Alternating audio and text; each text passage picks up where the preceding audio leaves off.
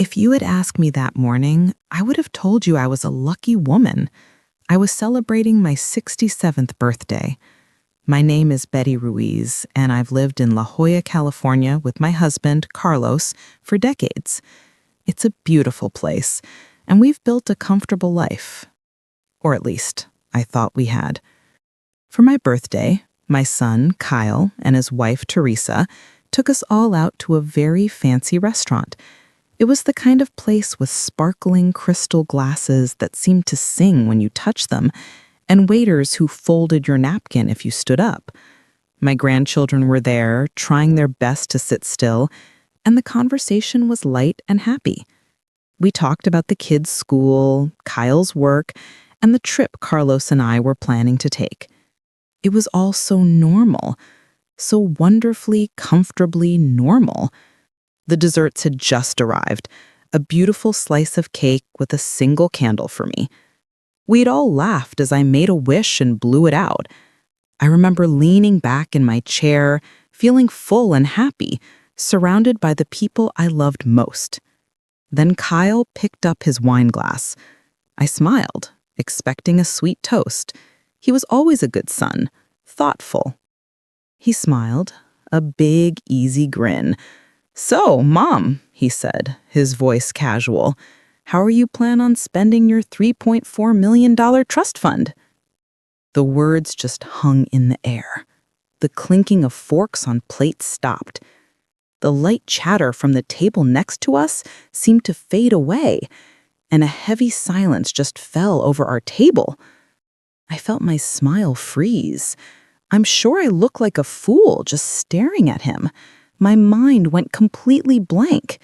It was like he had suddenly started speaking a different language.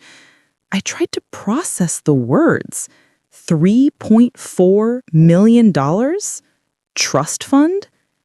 I must have blinked a few times, trying to make sense of it.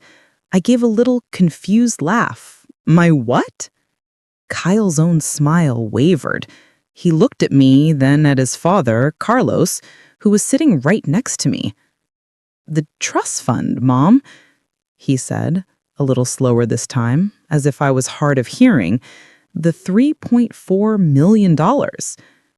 I looked at my son, and then I turned to my husband. Carlos was staring hard at his dessert plate. He wouldn't look at me. He just picked up his fork and pushed a piece of cake around, his jaw tight. He looked uncomfortable, guilty. That's when I felt it. A cold, heavy weight settling right in my chest. It wasn't just confusion anymore. It was something else, something dark and cold. "What trust fund?" I asked again. My voice came out as barely a whisper. Across the table, my daughter-in-law, Teresa, shot me a quick glance. It was a look full of sympathy, the kind of look you give someone who doesn't know the bad news yet. But her pity just made the knot in my stomach tighten. It didn't ease the confusion. It just confirmed that this wasn't a joke.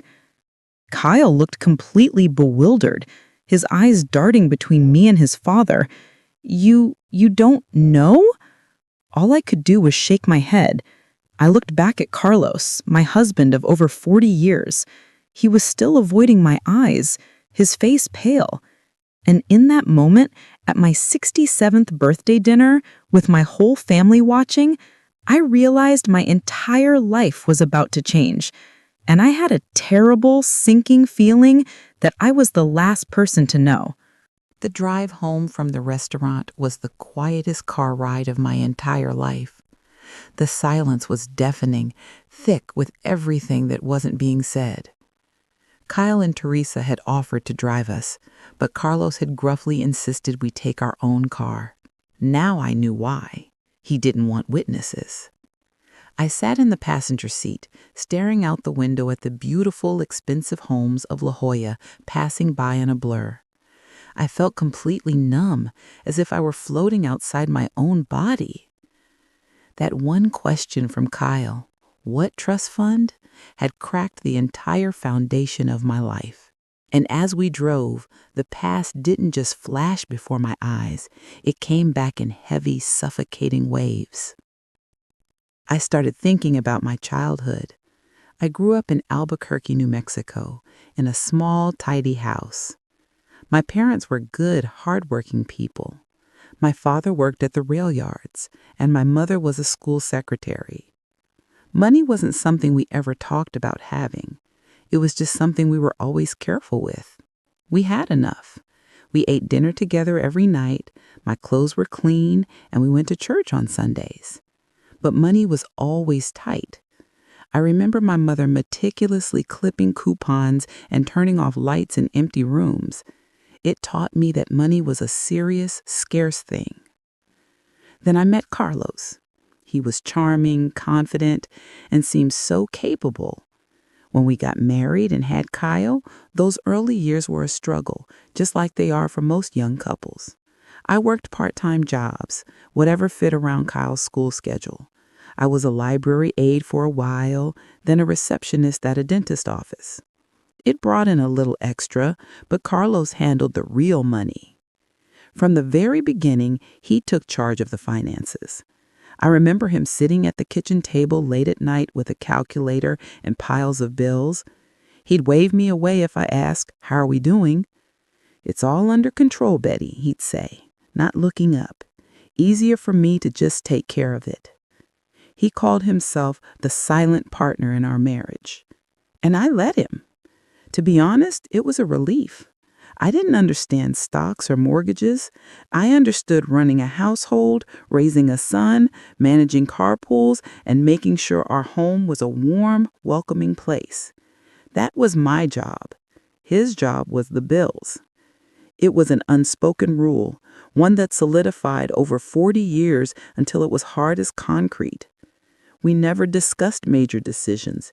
He just handled them. I trusted him.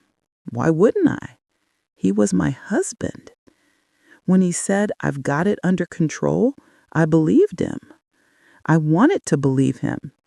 It felt like he was protecting me, taking a burden off my shoulders. Now, sitting in that silent car, I saw it all so differently. I thought about the quiet tensions, the little moments I'd pushed aside. The time, maybe 10 years ago, when I asked about our retirement savings, and he just patted my hand and said, "It's all in good investments, honey. You don't need to worry your pretty head about it." I felt a flash of shame. I let him call my head pretty and dismiss my question in one breath. I'd lived my whole life believing we were a team, that we were building a secure future together. Now I was 67 years old and I had to face a terrifying possibility. Was my entire marriage a lie? That comfortable life I thought we had? It wasn't ours. Part of it, a huge part of it, was apparently mine, and I never even knew it existed. And the one person on earth I trusted to protect me, he was the one who hid it from me. We walked into our dark house without turning on the lights. Carlos went straight toward the back of the house, toward his office. He clearly thought the conversation was over for the night, that he could just walk away from it, like he did from the table at the restaurant. I just stood there in the entryway, my purse still on my shoulder, my keys clutched in my hand. I felt frozen. I couldn't process what to do next. Was I supposed to just go to bed? Pretend that question was never asked? Before I could even take my coat off, headlights washed across the living room window. A moment later, I heard car doors. It was Kyle and Teresa. Of course, Kyle wasn't going to let this go. He used his old key to let himself in, his face tight with worry. "Mom? Dad?" Carlos reappeared in the hallway, his expression annoyed. "Kyle, it's late. Your mother is tired." "No, she's not," Kyle said, his voice firm. He walked right over to me, looking me in the eyes. "Mom, what's going on? You really didn't know about the trust fund? I thought maybe you just didn't like to talk about it." I just shook my head, feeling mute. Kyle looked at Carlos. "Dad, why doesn't she know?" Carlos crossed his arms. "This is a private family matter, Kyle. It's between me and your mother." "It is a family matter. I just blew up her life at her birthday dinner, and I need to know why." Kyle turned back to me, his voice gentle. "Mom, your brother Anthony, he set it up years ago, before he passed away." I leaned back against the wall. Anthony? My brother? Anthony and I were never close. He was older, ambitious, and moved to New York as soon as he could. He became some kind of successful businessman. But to me, he was always a mystery. He sent a nice card at Christmas, maybe a check for Kyle's birthday, but we barely spoke. The idea that he would leave me anything, let alone a fortune, it was unbelievable. "Anthony?" I whispered. "That can't be right." "It is, Mom. He set it up for you, to make sure you were taken care of, that you'd always be financially secure. It was $3.4 million. The number again. It sounded fake, like play money. I looked at Carlos. He was finally looking at me, but his eyes were cold, defensive. "Is this true?" I asked him. Carlos let out a long sigh, like I was the one inconveniencing him. "Yes, Betty, it's true." The simple yes hit me harder than a slap. He'd known. All this time he'd known. "When?" I asked, my voice trembling.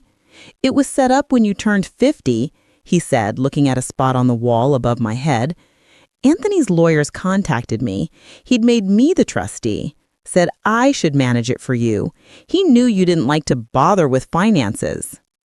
17 years, I said, doing the math in my head. "For 17 years, you've known." "He took care of things," he said, his voice getting stronger, more defensive. "It was for your own good. You had enough to worry about with all that. It was complicated. Taxes, investments. I was protecting you." Protecting me. The same words he'd always used, only this time they didn't sound comforting. They sounded like an excuse, a very, very good excuse to hide something. My mind was spiraling. 17 years of him telling me money was under control. 17 years of me clipping coupons we didn't need, of me worrying about our retirement, of me thinking we were a team. All this time there was this mountain of money that was mine, and he had kept it from me. The shock was so profound, it was physical. I felt dizzy, sick to my stomach. It wasn't just about the money. It was the lie. A lie he had told me every day for 17 years. Kyle and Teresa left soon after that. The air was just too thick, too poisoned for any more conversation. Teresa gave me a long, tight hug at the door, her eyes full of sorrow. I think she was the only one who truly understood what I was feeling. Kyle just looked lost, like the son who had accidentally set his own house on fire. Carlos went to our bedroom and shut the door. I heard him moving around, getting ready for bed, just like it was any other night. The casualness of it, the normalcy, made me feel sick.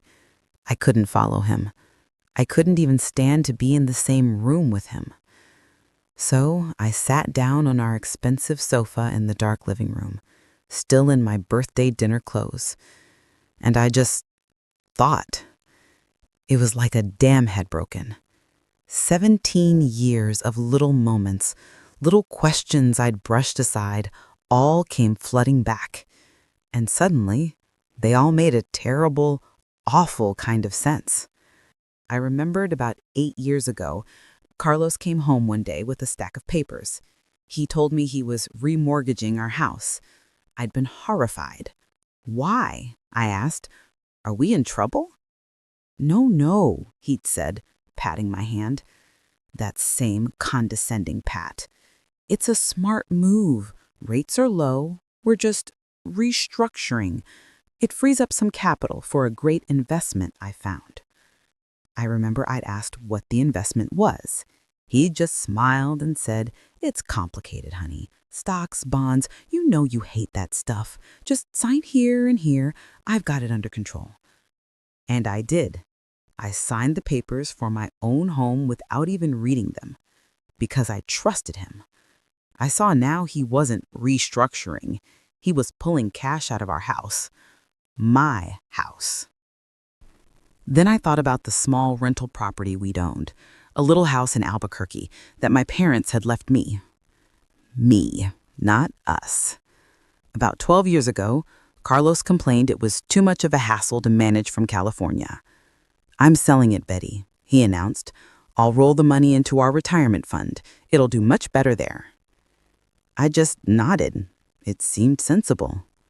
But now I had to wonder, what retirement fund?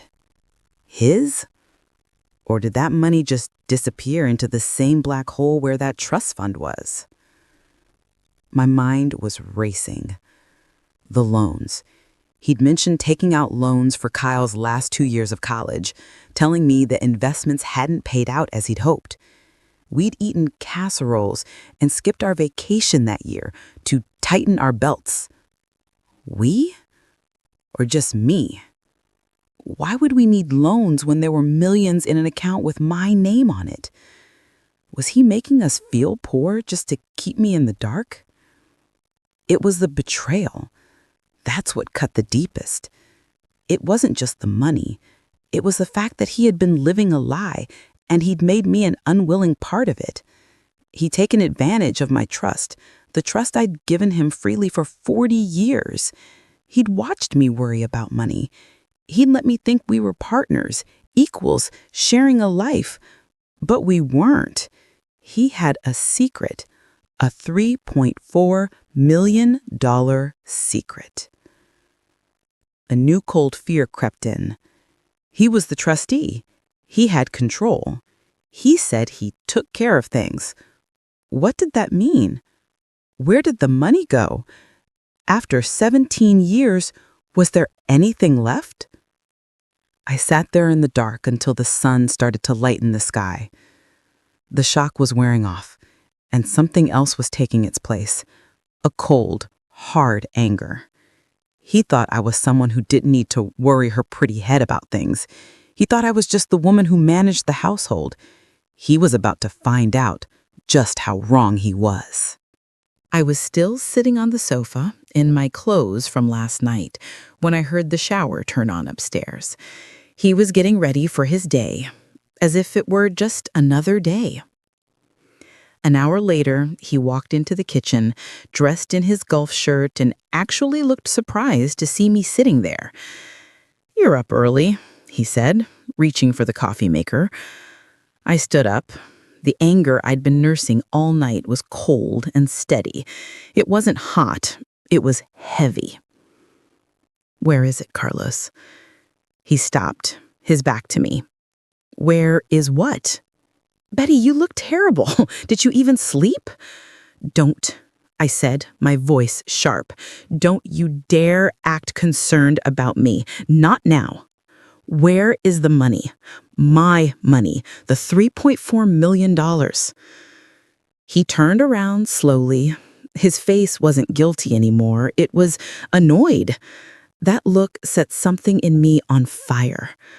"I told you last night," he said, his voice low and firm. "I've been managing it. It's complicated. It's invested." "Invested in what?" I demanded, taking a step closer. "What investments? Why did you remortgage our house if I had millions of dollars? Why did we take out loans for Kyle's college when you told me investments were down?" He actually scoffed. "I made decisions for this family, for our security. You don't understand how these things work, Betty. The market is volatile. That money, it was for our future, to build our assets, to give us this life." He waved his hand around our beautiful La Jolla kitchen as if that explained everything.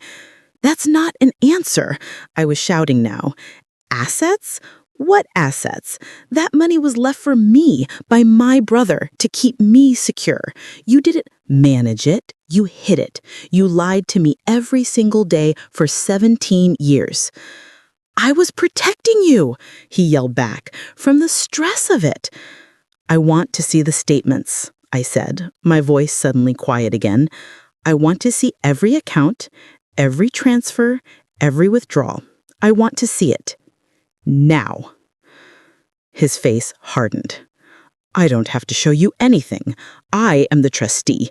I did what I thought was best. You're being hysterical. Hysterical. That one word. After 40 years, that's what I was to him. You won't show me, I said, because you can't. It's gone. Isn't it? You spent it. You stole it from me. I'm not having this discussion, he said, turning his back to me again. You're being emotional.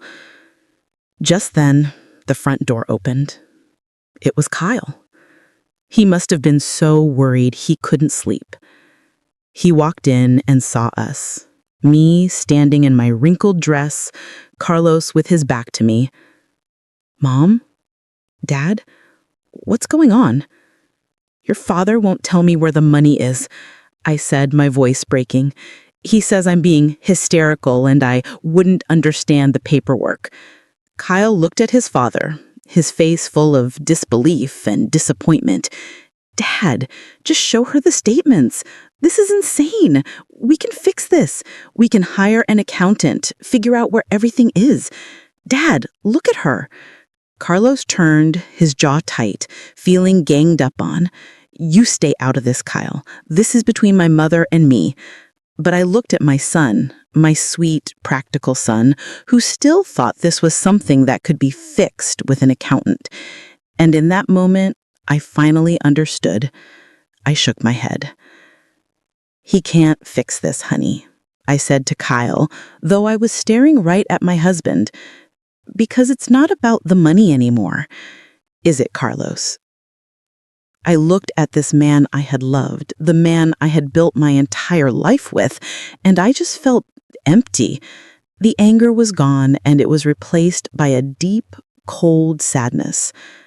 You could give me $10 million tomorrow, but you can't fix the fact that you lied. You can't fix the fact that you watched me worry, that you let me believe we were a team. You broke my trust. You broke us. And that's gone forever.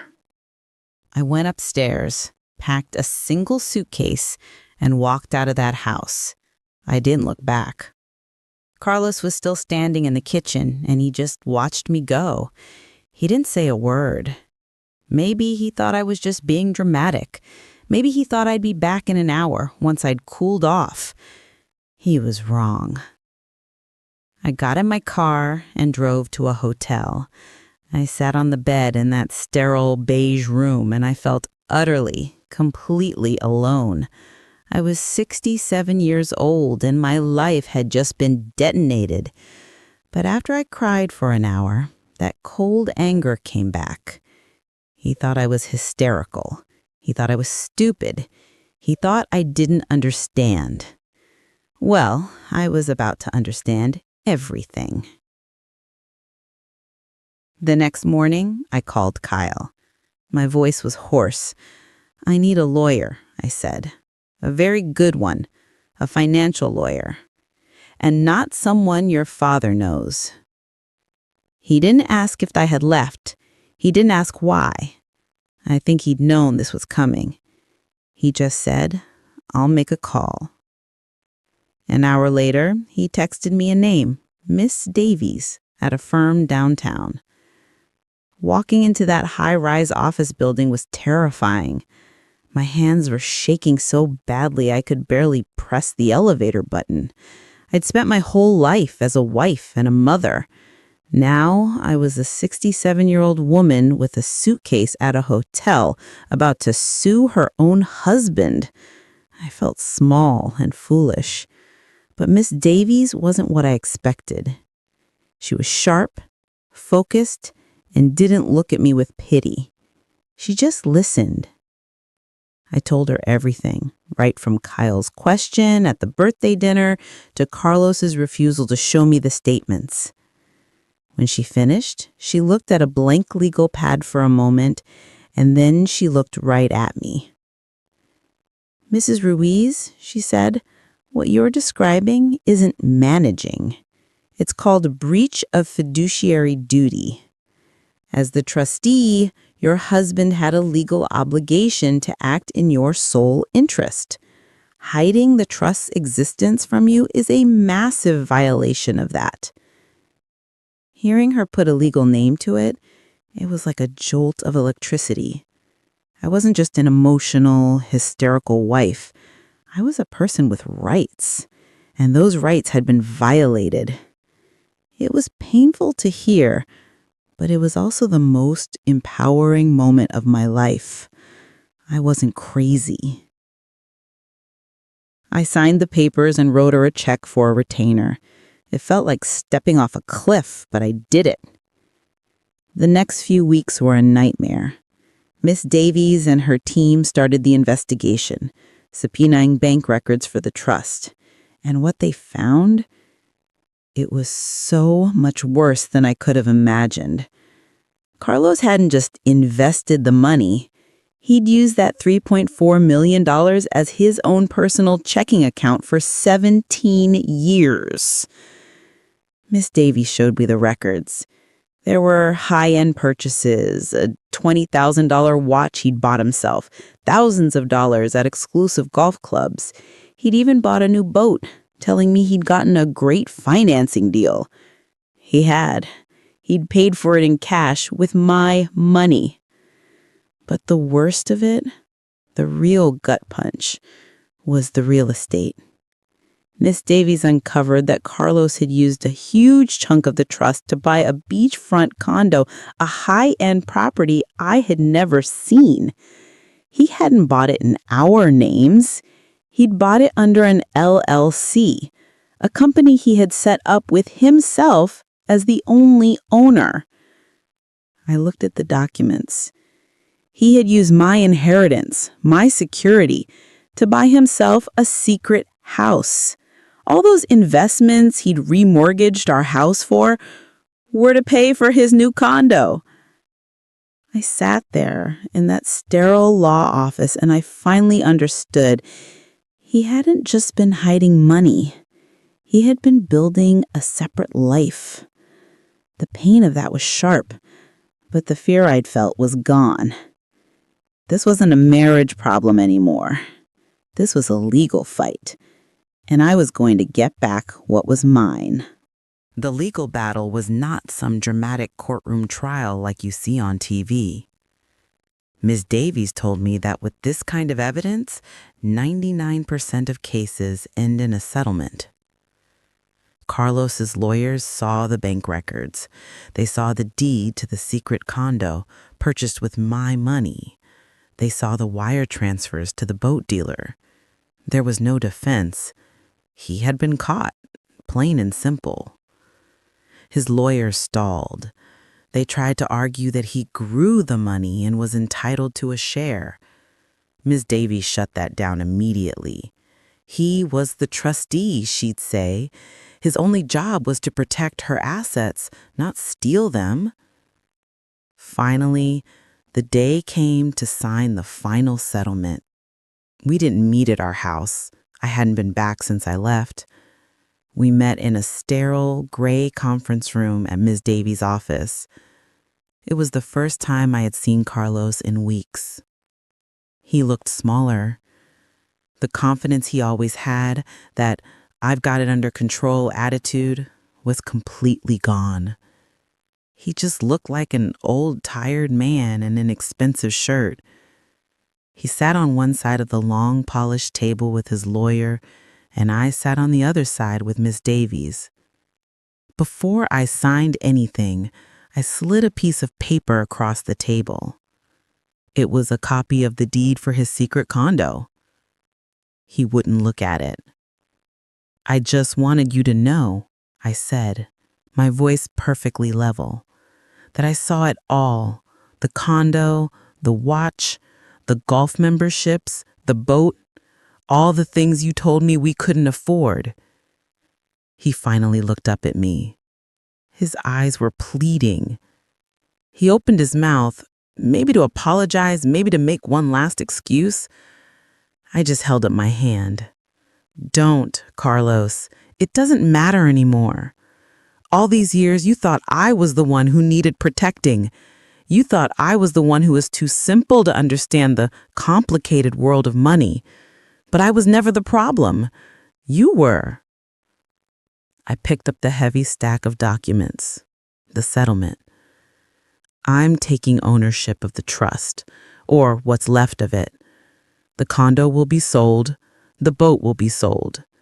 All the assets you bought with my money will be returned to me.